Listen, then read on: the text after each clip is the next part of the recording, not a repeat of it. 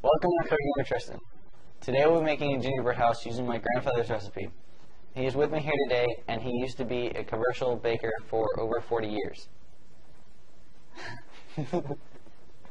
Hi, I'm George, and even though you can buy gingerbread house kits, it's more fun to make your own, so we cut out our own pattern, and we're using the pattern to cut out the gingerbread house. We've got the dough already made, and we'll go over how to make the dough. There are many ingredients for today's recipe, so I'm going to give them to you in a few parts. The first part of ingredients I'm going to give you are the dough's dry ingredients. You're going to mix all these into a bowl. So the ingredients are 4½ cups of all-purpose flour, 1½ teaspoons of ginger, ½ teaspoon of nutmeg, another ½ teaspoon of salt, 1 tablespoon of cinnamon, ½ teaspoon of cloves, and 1 teaspoon of baking soda. Okay, the next part of ingredients I'm going to give you are the wet ingredients for the dough, and you're going to combine these into a second large bowl. So the ingredients are 3/4 cup of molasses, a ½ cup of packed brown sugar, 2 large eggs at room temperature, and ½ cup of softened butter.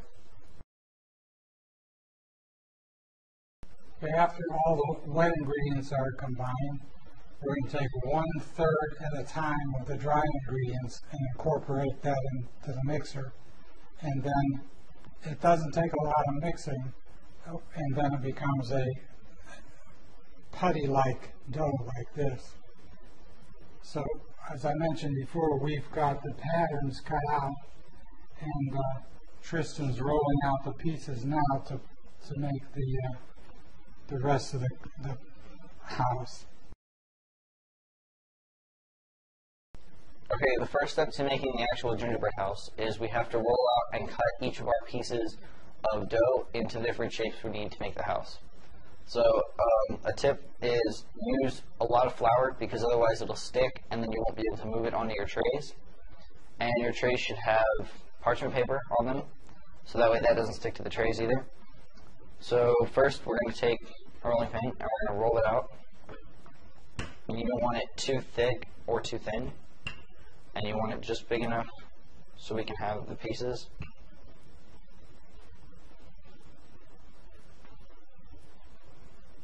I think that might be enough. Let's see. A little bit bigger on the bottom.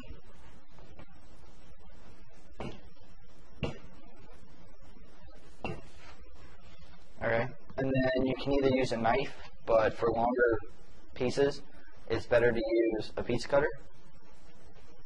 So that's what we're using.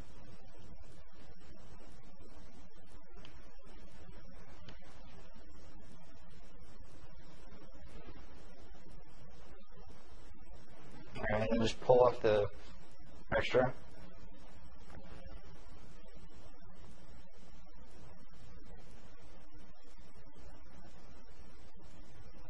And then you're going to move your pieces to your trays.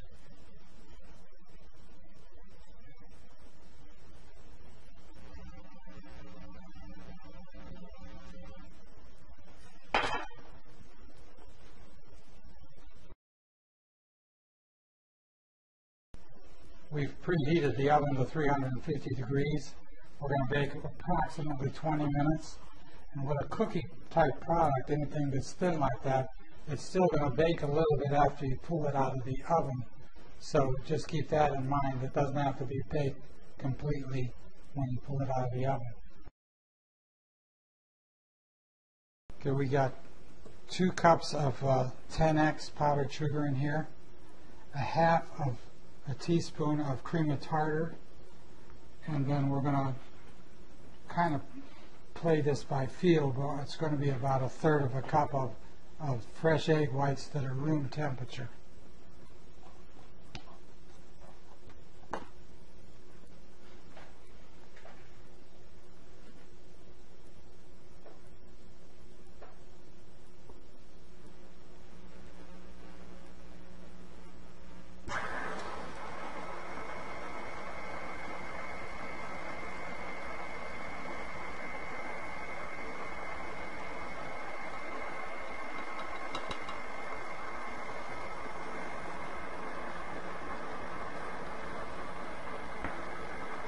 need to wash the bowl out and the mixer, because if there's just a trace of any kind of fat that's in it, then it won't allow the royal icing to harden. So you gotta, it's like a meringue. You don't want there to be any trace of fat in it at all. So that's why you have to be very particular about. Now I'm looking at this now, and it's going to be too soft, so we're going to have to add some sugar to it. Okay. It's not the right consistency, so we're going to add some more powdered sugar to it.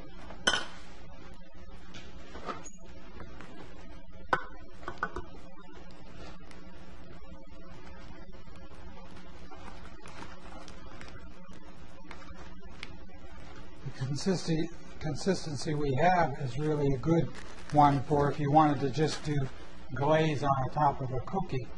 But since we want this to be strong enough to hold the gingerbread house together, it's not stiff enough. So we added about 3/4 a cup of Dixie Crystals powdered sugar.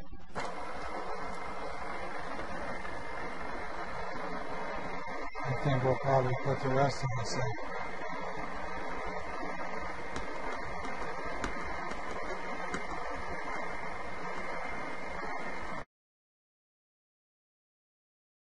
The other thing with royal icing is, since it dries out so easily, once it's made, you have to keep it covered. And I've always kept a wet towel over the top of it to make sure that it stays moist, because within minutes it starts to dry. This is going to end up to be 3 cups of sugar. It's a good idea to scrape it down at least one time while you're mixing it to get any loose sugar into the mix. And I can tell this is a pretty good consistency just by the feel of it.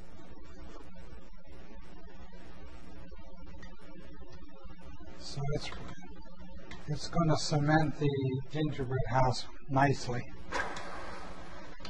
The other thing is, there's plenty of speeds on a mixer like this, but you want to stay on a slow speed, otherwise you'll whip too much air into the icing. And one thing you don't want in this kind of royal icing is a lot of air, because it won't be as strong. You'll just have air bubbles in it and it'll easily break. This looks very good right now, so I think we're done. Okay, now we have finished baking the pieces for our gingerbread house, and now we're going to make the tubes for our royal icing. We're using parchment paper, a triangle like this. You can take it to the middle like this and make a cone, and bring the cone around this way.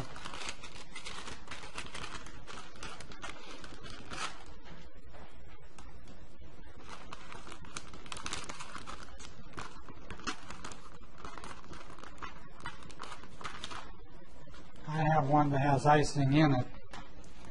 I'm going to cut the tip off.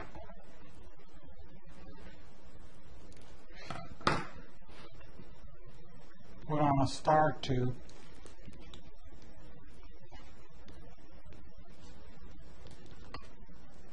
I'm going to cut the tip off with this.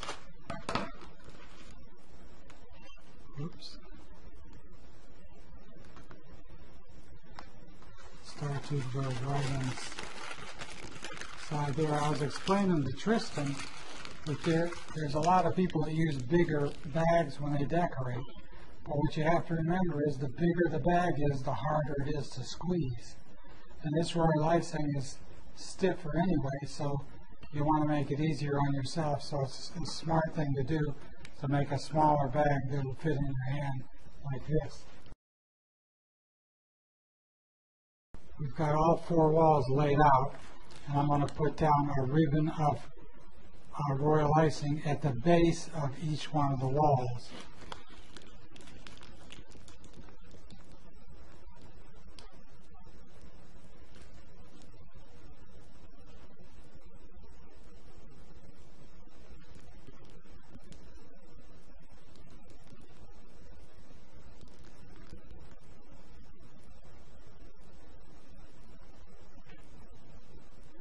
the reason we have this can setting here is it helps to have something to balance when you're doing the putting all four walls up. Hold this one. You hold that one? Yeah, I'll hold that one. I guess I'll hold this one too. You're going to be able to Get around here. Okay. when you put the icing on the inside,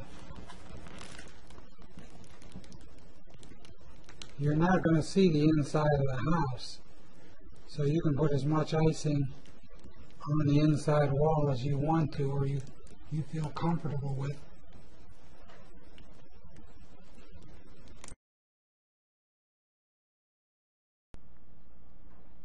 Okay, so we're icing the side of the house, and we're gonna put little Twizzlers on it to make it look kind of like a log cabin. So we're gonna ice the side of the house, and then we can cut I think these. you can start laying them, and if they need to be cut, then Yeah, we're gonna have to cut them. I got. Here, I'll lay them and you cut them. Or I can cut this much off of each one. Yeah, that'll work. Here, I'll slide this over to you. I'll lay them down. We're gonna have to cut this one because I already had it in my hand. Okay, now that we've got our log cabin done, we're gonna put the door on and we're gonna leave it open. That was kind of like a welcome sign.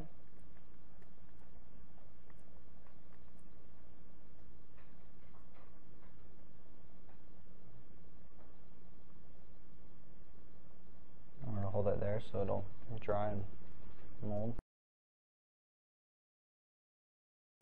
Okay, so now we're putting the icing on first, and we're going to add the roof.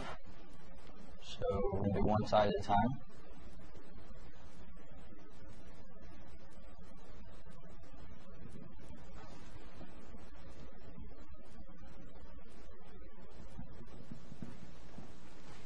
And then we'll set this on here.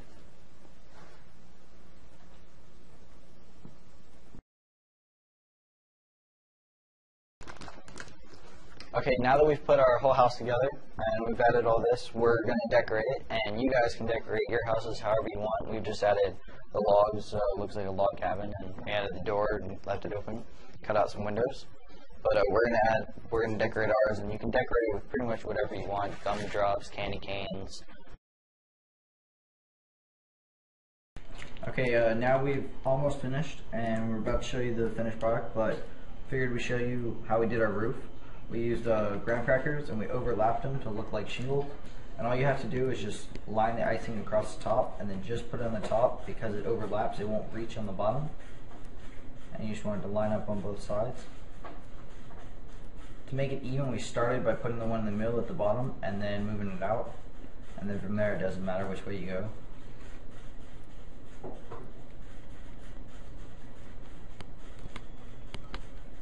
And then now that we've got this.